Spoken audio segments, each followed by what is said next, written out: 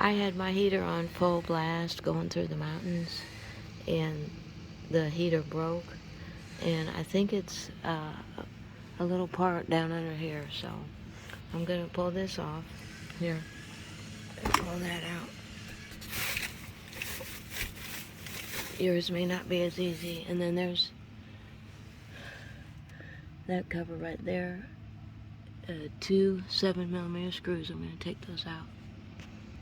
They're right up front here, one over here and one over here. Okay, I got that. Okay, the sensor I think is bad because I thought I heard it clicking. You go down here by the accelerator and go up, you see those connections. It's right back behind that and up in there. I think that's the bad one. There's 2 screws on it. I'm going to try to unscrew them.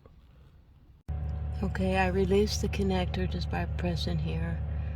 It comes off real easy. The first screw is at about 11 o'clock. And I just used a 6mm. The screw is probably 5.5mm, but a 6mm socket takes it off. Once you get it loose, you can just grab your extension and just use that to turn it. Now there are 2 actuators up here. I'm working on the one on the left, but just to the right of this one is another one. I turned the car on and it seems to be working fine, the right one. And so I'm gonna continue taking the left one out. There's another screw at about 4 o'clock.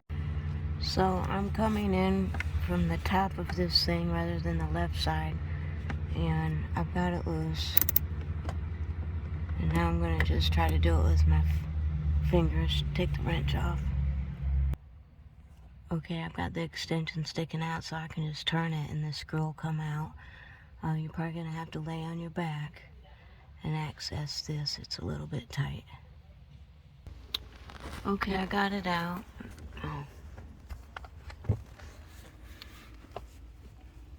Now, I'm not sure if this is the original part or not. Anyway, I was able to turn the spindle that goes in here. You turn it left and right, and still can't tell for certain if this is broke, but I got the new part on order. Okay, this is the mode one I took out. I replaced the other one next to it, and it didn't fix the problem.